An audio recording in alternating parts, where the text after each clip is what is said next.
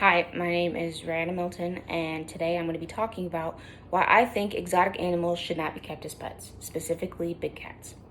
So, basically, we have all heard of the show or the documentary series that recently came out in March, and it's called Tiger King.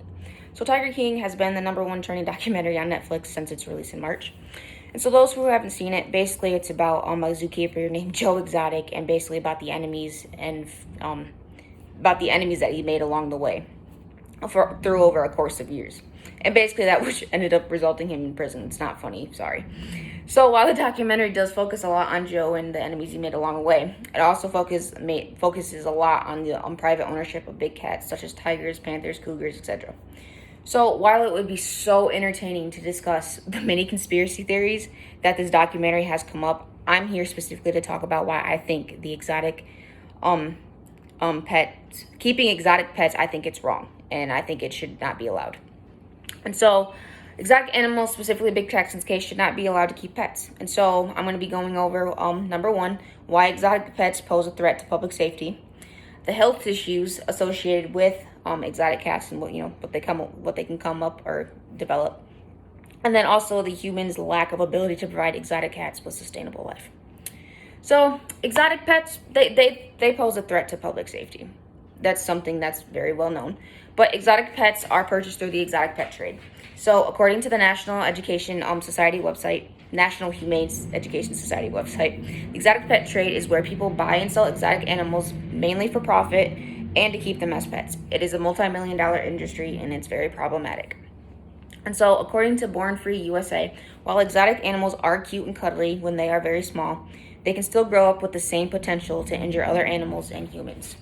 So even when these big cats are raised in captivity or by humans, exotic animals can still inhibit their natural behaviors because that's not something easily that you can just get rid of, because you can't get rid of an animal's natural instincts.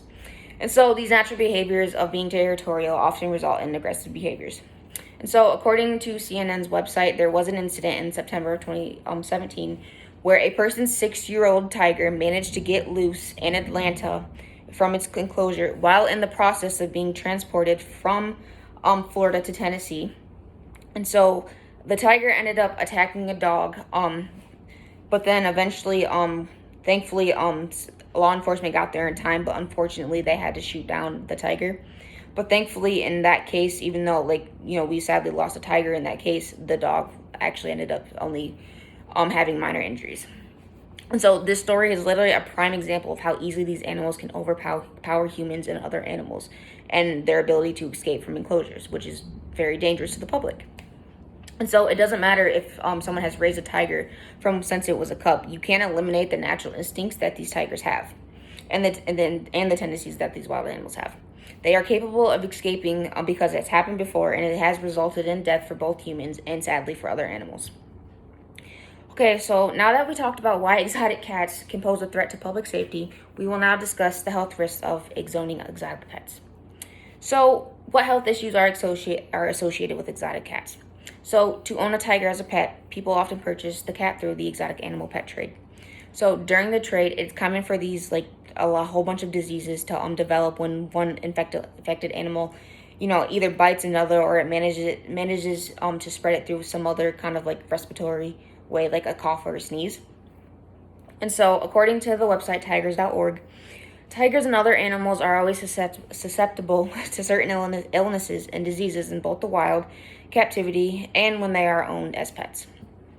And so the most common diseases that exotic cats contract are rabies and the feline leukemia virus.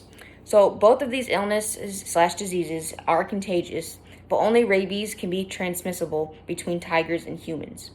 So that means that the leukemia that is very common in big cats cannot be transferred to humans, just rabies. And so while both of these illnesses can be cured in felines, it's rare that people have the financial power to help these exotic animals to get the medication that they may need, which often results in the selling of the animal, or sometimes even putting down the animal. So that not only puts other animals at risk from contracting these diseases and stuff, but it also puts humans at risk too. So now that we talked about the health risks that are associated with wild animals, we will now discuss why humans will never, ever I can't stress this enough, never ever will be able to properly provide a sustainable and healthy lifestyle while keeping exotic animals as pets. So humans lack the ability to provide exotic cats with a sustainable life.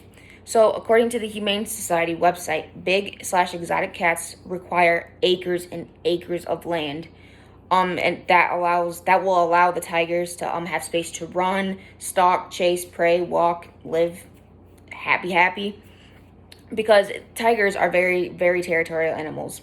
And the land given to exotic animals while kept as pet is nowhere near the amount of land that they would cover in the wild. So according to lions.org, in the wild, tigers need at least up to 8 miles of land for them to thrive, because that's the average length of territorial land that tigers claim while living in the wild. So also, it is very rare that humans can provide the needed space for cats to thrive, because we all know that people are very capable of owning land, but it's rare that humans can provide the needed space for big cats to thrive. Also, it is very hard to supply the animal with food, because tigers, on average, they consume between 10 to 25 pounds of meat per day, according to the UBC website. So it is honestly a financially draining thing to obtain large amounts of meat to feed these animals while being kept as pets. It also puts them at risk of malnourishment, because if you're not available, or if you're not able to provide or buy the food that they would need to consume in order to live and thrive and be very nourished, basically they're at risk for malnourishment. And so it doesn't matter what adjustments, because there's a lot more adjustments that animals, or that humans should let me rephrase that, that they cannot fix. They'll never be able to fully properly care for them, because exotic cats belong in the wild in their natural habitats. So, in conclusion, exotic animals, specifically big cats in this case, like I've mentioned before, should not be allowed to kept as pets. It's just irresponsible. It puts them at danger. It puts other people at danger. It puts animals in danger. And simply, you just can't. There's not enough land, or there's not enough territory for them to have as their own, if they didn't, unless they were in the wild. So first, we talked about the public threat of owning exotic cats. Second, we talked about the health risks of exotic cats. And lastly, we discussed why humans can't provide a sustainable life for cats.